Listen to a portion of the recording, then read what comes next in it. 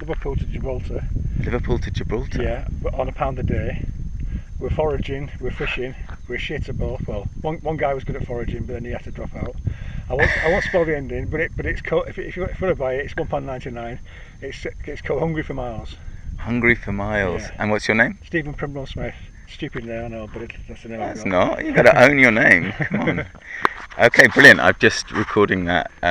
Hungry for Miles. Hungry for Miles. Yeah, I'll definitely. But I mean, that might be good research for your book. Yeah. It talks a lot of, you know, usufruct? No. It's the concept of using someone's stuff as long as you don't damage it or wear it out or whatever, and use it for free. So that's like wild camping. You're using someone's land. You're not doing it any harm. Yeah. And it goes into some of that in that book. Yeah, I mean, I've cycled all around the English and Welsh and Scottish coast. Yeah. And I feel, because I'm. You must find it more difficult to wild camp in Britain, not Scotland, but in England, isn't it? No, I think here they're much more scared people, is my take on it. Yeah. Scared of. I think they're scared of people they don't understand, and they don't see hardly any. There's almost no cycle tourists. That's true. So, and the Guardia Civil and all the police people would actually kick you off. Whereas in England, when I've done it, the police have seen me and kind of gone, well, he's obviously just here for the night. Yeah. And they don't bother. No, so we got rumbled once when we were doing that tour by police on which we struggled to find anywhere, and we camped in sort of like a picnic area outside the road. And they kicked you off? No, it was about 3 in the morning. Yeah. So a car turned up, some headlights came on. One of the other guys looked out, he saw police. Yeah. And then they stayed there for like 10 minutes. And then they must have thought, what are we going to do? What are we going to do? Drag into a hotel at 3 in the morning, wake up a hotel guy. Not even going to. I mean, if somebody said that to me, I'd just say, okay, look, I'll ride through the night if you want. Yeah. But it'd no lights. It'd be so stupid to do that, I think, to move on people who are clearly... But I mean, did you find it harder to find a spot in England? Because I think here, there's so much... I mean, okay, you won't want to camp on that land here, but it's... Yeah, I mean, that's the thing. I find it much harder here. I mean, one of the things I'm going to say in my book is I'm stupidly got a tent which is not freestanding. Yeah. So for here, with this terrain, I need to find rocks almost every time to hold it down. Oh, right. And I'm really lucky not to have had winds and storms. If you find like in this direction, there's tons and tons of olive groves. Yeah, no, there is hundreds of miles that way. Right, okay, and they're not all like this. There's some that have got like flat ground. Yeah. And if you find a big one and sort of get yourself lost at the end of it, I camped in one other night, and it turned out that in the morning when I set up again, the guy who looked after it was like 10 trees that way, but I was lucky not to be found. But you can. My tent's not freestanding. Oh, really? Not? No. I mean, I always had a non-freestanding tent, and then I was touring in Morocco, and I knew that in Morocco all the campsites, all the wild pitches would have more soft ground to go on. So I bought one. It was pretty good, I thought, and then and it worked whilst I was in Morocco. Then I went touring in Scotland, and then just one day one pole snapped, another pole snapped. Oh, wow. And I've had bad luck with tent poles. This tent now, it's got one main pole. Yeah, I've got that. I think I'm just waiting for the day for it to snap, because it's got 1 point of failure, and then basically it's a body bag. So what's it's very interesting to hear you talk about all this and that you've done a lot. What inspires you to do it? Well, the plan's fucked up a bit recently, because I used to have a company, and then I took my money out of the company. And what was the company? It was a software company. Okay, It was boring shit like that. And then in 2009, two things happened. In 2009, I had a brain hemorrhage, right? Oh, wow. And I mean, it's a cliche, but when that sort of thing happens, you think, oh, that's plans I had to do these things in future, and they would never have happened. And so that sort of jeers you up a bit. And then in 2009, I also cycled from my mum and dad's this bike because this bike was living in mum and dad's garage on the Isle of Man. So I cycled it down to Nurka, where I was sort of living at the time. Where, in Spain? Yeah, south coast of Spain. Well, you went all the way through France? Yeah. It was I think 32 days. No wild camping at all, because that terrified me at that time. Yeah. And just staying mostly at campsites. And I'd done that, and I thought I'd enjoyed it. looking back on it, I thought I'd enjoyed it. But then a while back, I found a post I'd written on the cycling forum about how I wanted to smash my bike into 1,000 pieces. So obviously, I didn't enjoy it that much. Yeah, I had a friend. I've got a friend in England who I live in the northeast, and he was saying to me, "So you're having a good time?" And I left him this long voice message thing saying, "Well, good. Let's explore this word good, because it's quite difficult to explain that it's not like." And it was good for me to have the question because it get me really reflecting, and I suppose also because of wanting to write a book and stuff. Well, have you heard of this concept? And as a cycle sort of racing cyclist who told me this, the difference between type 1 fun and type 2 fun. No. Like type 1 fun is fun when if someone were to stop you and tell you you're having fun, you go, yeah, I'm having fun, like if you're out drinking with your friends or you're freewheeling down the hill or you're swimming in the sea. Type 2 fun is fun that whilst you're doing it, you're not really having fun, but when you look back on it, you reflect and you think, oh, I enjoyed that. So maybe a slog up a hill, you think you're not enjoying it while you're doing it, but you look back and you think, I'm proud of myself. I need a type 3 there, because I kind of do enjoy the thing I said to him at the end of this long ramble was basically the sense of the actual feeling sense of freedom is something that is undescribable and is with me. Yeah. And that is an amazing feeling, and especially when I reflect on all the other people who can't get anywhere near that feeling in their lives, whether it's because of their age or their weight or they don't have the courage or they don't have the drive. I think it's probably that more than anything. Yeah, and I think that what's really interesting is that I was speaking to another friend on a voice message thing, because that's pretty much all I got, is saying, and they were saying, oh, like people have fought for freedom in life, it's great. And I'm thinking to myself, yeah, but freedom's not just a political or philosophical concept. No. Freedom's got to be lived. Like if you've got freedom but you don't use it, what is the point of that freedom really? So I don't I really try and make a point of enjoying my cycling so that I don't I don't pain myself. Like if I was in a really strong headwind, if I possibly could, I would stop. Yeah. And if I was in pouring rain, I think I would stop for a bit and wait for.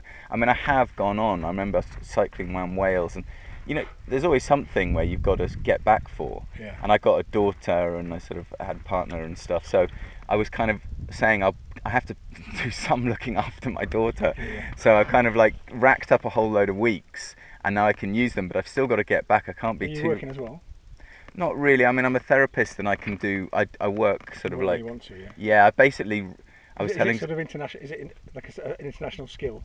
Could you do it? I can do it online, but the real thing is that, like, to cut a long story short, is I travelled by backpack until I was about 40-ish, a lot, cool. and then I studied to be a counsellor, and I was working in a really pretty crap job, but then I moved out of London where I used to live and moved up to Yorkshire, moved to a little village, and there was a little 1-bedroom house for sale for 43,000, and I basically had saved up enough money for 10 years of not travelling, where I've been studying instead of travelling, apart from off sort of occasional adventure trips, regular adventure trips actually, and then I bought this house, made it into a 2-bedroom house by converting one, and then met a girl and moved to the other side of Yorkshire, where I now live in the northeast. Right. And then I rent that house, and that rented house allows me to work as a therapist and hardly do any work.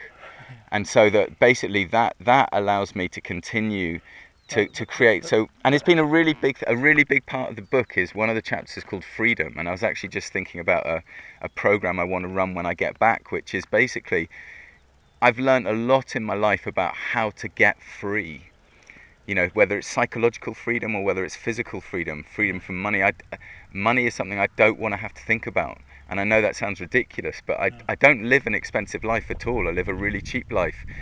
But it means that I can get away from the trap that so many other people are in. And, it's interesting. So I was lucky because my mum and dad, my dad had a business as well. And when I was, I think, 22, they sold the business out, and they'd give me and my brother a little bit of money, and they said, you've got to put it in property. So I bought a cheap flat in Blackburn where we were living, and then then left Blackburn to go and work in Austria and Spain. That was clever. Places. So yeah, well, property. Shrewd. I wouldn't have done it. I'd have blown it on synthesizers or something. Yeah. And so I've always rented that flat out. And while I was working in Austria, I didn't really need to rent it out. Then the business happened, and that was good. Then I had some money for a while. And then I did the travelling, and I wanted to. I'd never gone to university, so I did some degree. I did one trip between 2011 and 2013. It was 22,000 miles around between every capital city in Europe, except Moscow. I was defeated by Russia because of its shitty roads, and I couldn't find a map that does any good. Then I wrote the first book about that, and that sold quite well. Wow. So then I thought, well, wait a minute, this is a good lifestyle. With the rent and the money from the books, it's not, it was like less than minimum wage, but it didn't matter because you don't need minimum wage if you're living cheaply. Yeah. And so I was then sort of picking sort of projects, not quite every year, but mostly a year. I writing some novels as well. But so I did one where I went around every county in Britain. The £1 a day one which I think is my best book, where I cycled from Spain to, have you been keeping in touch with news recently or not? Little. Israel. Have you heard of Nagorno-Karabakh? Yeah. In Azerbaijan. Yeah, it was a book basically about all the, this might be interesting for you, because it was all about all the independence-seeking regions of Europe that I'd not accidentally visited, and joining them all up to make this tour. Wow, yeah. And I think I got about 40 in. And like some were just daft, and 3.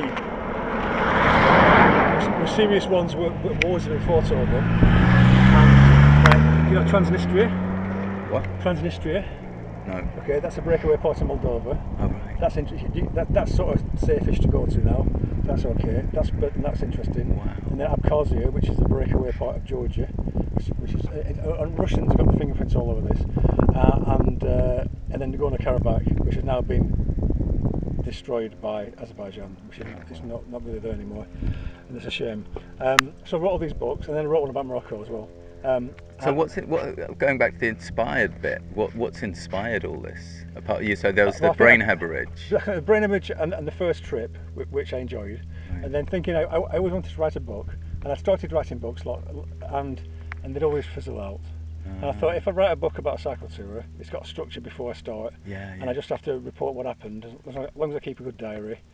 And because I was studying my Open University whilst I was cycling, and having like I did exams in Vienna and in Latvia, I was like an international student, and I was meeting OU students all around Europe, so that was interesting. And but then COVID kicked in, which meant more travel for a while. Yeah. I had 2 or 3 projects which didn't work out at all, so they're not worth writing a book about.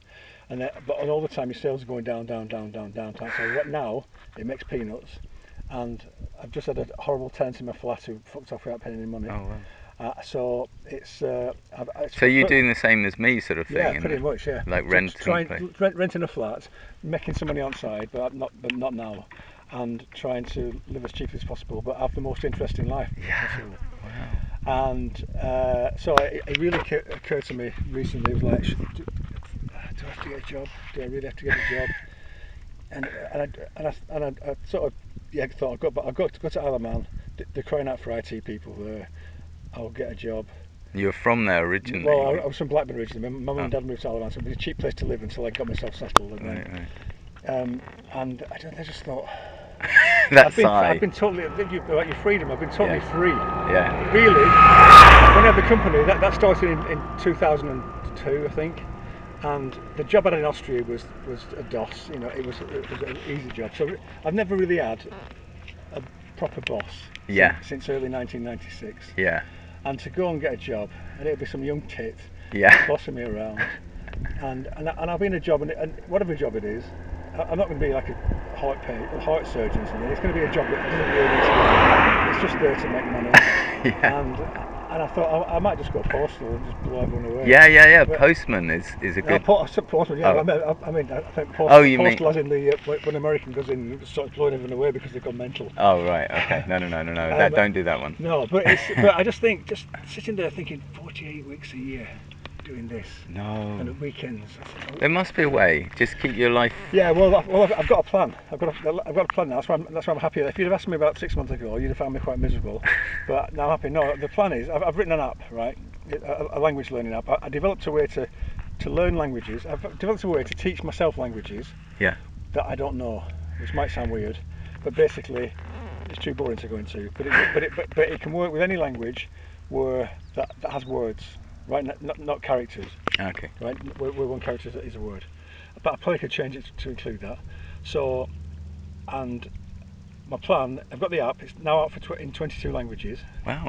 The problem is, because it's not got any reviews, only downloads yet.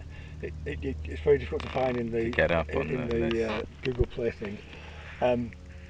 So I need to push it. But the plan is to, because of the way it works, as long as I can find enough source material in language, I can produce a course for it. And so there's loads of languages, very niche languages, which you can't get a course for now really. Like if you want to learn like Icelandic, I think, or if you want to learn Armenian, you know, there's not much money in it, so companies won't do it.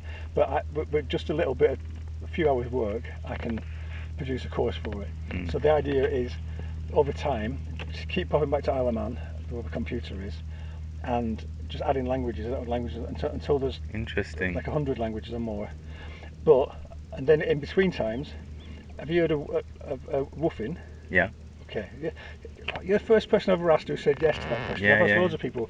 Right. So the plan is next year. Sounds a great idea. If I was a teenager, I'd be off woofing. Yeah. Well, I don't think you need to be a teenager. I think you just as long as you're not doddery. So that was one of the questions I was going to ask is, how have you found making relationships and stuff? Well, like, you haven't got kids, I guess. No kids. Yeah, and that makes a difference. When I was living in the south of Spain,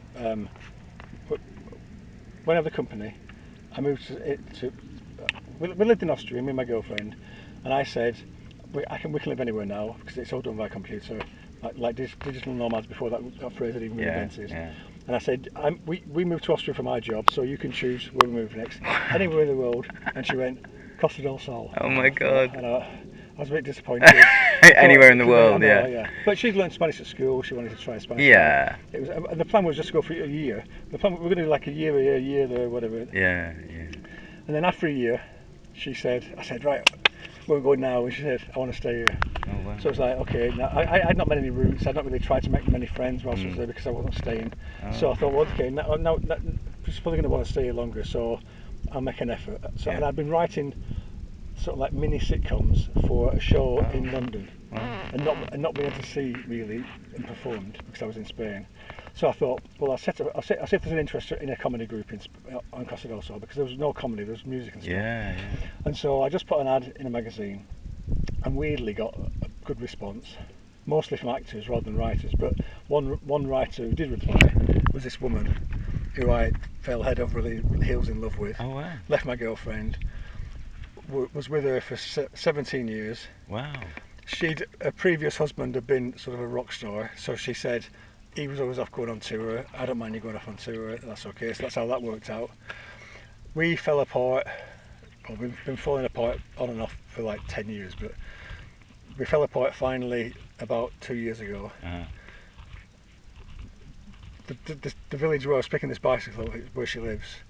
In Morocco? No, in Spain. I brought it from Spain. Oh, okay. And she's now, it looks like she's desperate for me to go back. I think she's just lonely and sad. So, what age are you? Well, I'm 53. Okay. She's a bit older. I think she's getting to an age now where she thinks there might not be anybody else. Yeah. But you know, I think I'm not looking now, because that was such a profound relationship. Yeah. That it's hard to think that anything will ever match up to it. True. And you're not tempted to go back to that then? Again, you've got the same sigh. Yeah, no. That sigh says a lot. I've gone back to it not dozens of times, but several times before. Yeah. And then I've gone back, and then she's sort of not wanting me again. It's like she doesn't want me when she hasn't got me. She wants me when she's got me. No, it sounds like it's not fulfilling. So I'm not looking. I would never go dating or anything horrible, online dating. That fills me with horror. But if you do this woofing, go to these farms. Yes. Like I think Italy would be nice for a while. Yeah.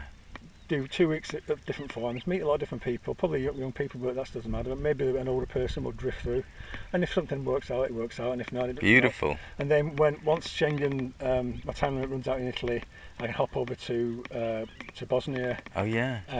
Which is a place. When I was touring, when I was doing all the capitals, I only had like 4 days in Bosnia, but it looks ace. It looks really, really interesting. Yeah, I'd really like to go there actually. And there's only about 6 farms in Bosnia, and they're all scattered right edges.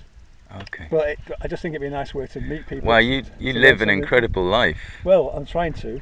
You have done since the 90s. By the sound of it. Yeah, since I left Blackburn. Yeah. I just remember being sat. I was doing 3 jobs at once. Like I had a 9 to 5 job, an evening job, and then I was like laying out newspapers on my computer until 2 or 3 in the morning. And for all that, I was earning like 15 grand a year. This was like 1996, 95, and I remember driving home from my middle job. It was raining. I was sat at traffic lights and thinking, Jesus Christ, there's got to be more to life than this. Yeah. And then my ambition only stretched as far as giving a CV to a job in Manchester. You know, I'll get a job in Manchester. That'll be better. And luckily, the job in Manchester said, we've never had a technical writer then. We've never had a technical writer on the books, and no one's ever asked us for one. So I doubt there'll be much luck, right? So I was like, oh, okay, I'll just stay here then. And then 2 weeks later, they phoned up and said, "The company in Austria wants a technical writer." And really, they only had me to offer them. So yeah. So yeah, and it was this. It was brilliant, and that was in Graz, which is. Do you know Graz? No, I think I've maybe passed through. Right. Well, it's sort of second biggest city in Austria, but it's like the geographical centre of Europe, more or less. And so, in a 4, 5, 6 hour drive, you could get to Budapest, to Venice, to Prague, to Bratislava, to Munich. Very well. You get everywhere. And so at weekends, we used to head out and we saw most of Europe. So I got 2 other questions before I pretend to head off. Although I'm really interested to meet you because you. Yeah, it's like a mirror image, really. Yeah. I think. I don't. How old are you? 54. 54. So you're older than me, but you haven't written your book yet. But I can tell from the way you're speaking that it's going to be a good book. Oh, good. Right? I mean, I've never said that before to other people, because often when someone says, "I want to write a book," I think, "You never said anything interesting. Why is it going to be a good book?" Well, I've had this plan every time I do a cycle tour. I think to myself, this strong connection between the journey of the bike journey and the journey of life. Yeah. And I'm kind of like, that's such an amazing connection to explain to people like what it's like, and all the process you go through. So the beginning of the idea, the sort of idea. And would that book? I know that book would appeal to cyclists because they've been through that journey. But most people don't even consider. Most people don't even think about this as an option. No, so I really want to write it as a book where it's both for cyclists, which I think is a big market if you think about how many people do normal cycling as well as just cycle touring is a very tiny bit, but there's so many cyclists. But also as a philosophy, but I kind of studied philosophy and that's my... Oh really? Yeah, so that's my other side, is kind of like, what's the point of life? And realising that if you use cycle touring as a metaphor, there's so many great tips in it, on a sort of therapeutic level, like in terms of looking after yourself, in terms of, considering what the journey's about. It's about, there's so many links to it that I think it could work in this basically as a kind of personal development book alongside a travel book. Right. So this is what I've been. Therapy as well. Yeah, exactly. So I want there to be a kind of therapy element. I want there to be a bit where it's, and actually just in the last day I've been, because partly would it be specific to cycle touring, or would it be just travel in general? I'm gonna.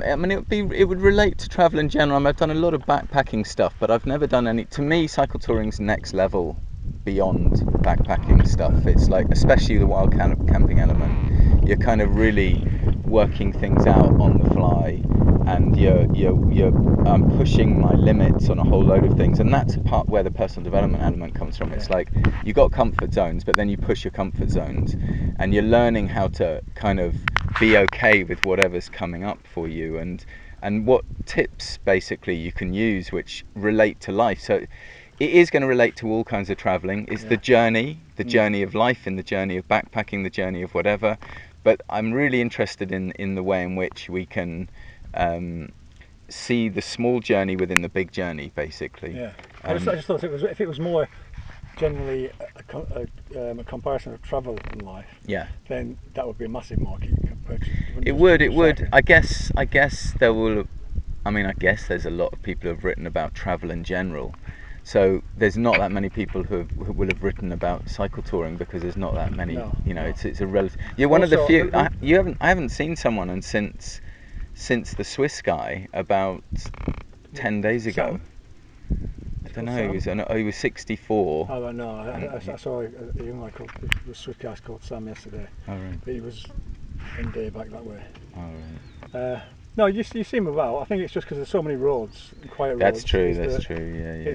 It's great cycling as well. Spanish drivers are nice. Yeah, the roads are great, aren't they? And I mean, and the weather's been fantastic. It's like amazing. I never realised the weather was like this. I thought we'd have storms and. Well, you can't tell it. I mean, I've lived in Spain a few years, and October's usually nice, and then once it breaks, it can be very temperamental. Yeah. When it rained yesterday, and I was thinking, shit, the forecast said it's going to rain for the next 4 days. I better sprint. And then I spoke to a guy yesterday. He said, "Oh no, it looks like it's all cleared up." I'm like, "What?" He's going, "Yeah, it's like that around here. Like it can look like it's going to rain." So when it rains, though, sometimes it can be just torrential. I mean, not like English rain. It could be. Yeah, I mean, Madrid got flooded about 2 months ago, didn't they? So, and I lived in Madrid for a year once, and it did nothing but rain. So I was like, this is like a very different picture I got. But I've been really loving this low wind, warm but not too warm. Yeah. I mean, it's just paradise weather, isn't it? With great roads. Nice little breeze. Yeah, it's just everything's not a headwind, a nice little breeze. Exactly. Yeah, no, it's so nice, and it's fantastic to meet somebody who's doing this. What's your name? Because I've read so many shit cycling books, I can't tell you. One of the reasons I started writing them because I thought, well, I can't do worse. I'd only read 2 that were any good, and they've been properly published. I just started one actually, which called Miles from Nowhere. Have you read that one? It's about a woman who cycled around the world. Rings a bell, but I've not read it. In a company of someone. Yeah, I mean, I've been interested in those kind of books and never known which ones to buy. The only 2 that I thought were any good was French Revolutions. Okay. By Tim Bell, is it? Okay. And that's sort of like a funny book about he was cycle touring the Tour de France course. Oh yeah. Just before that, or just after the cyclists had done it. Yeah. And everyone thought he was the last one. I think it was just before. But he was going on about how it was much harder with touring stuff on. Yeah. Whatever. But it was funny. And another one I read, which you might have read because you said you cycle around the coast of Britain, was One Man on His Bike. Oh yeah, I heard of it, but I've not read it. Which I think is Tim Carter. I think I might be getting the names mixed up. But one's called Bell and one's called Carter, and that's funny as well. Yeah, maybe I should make it funny.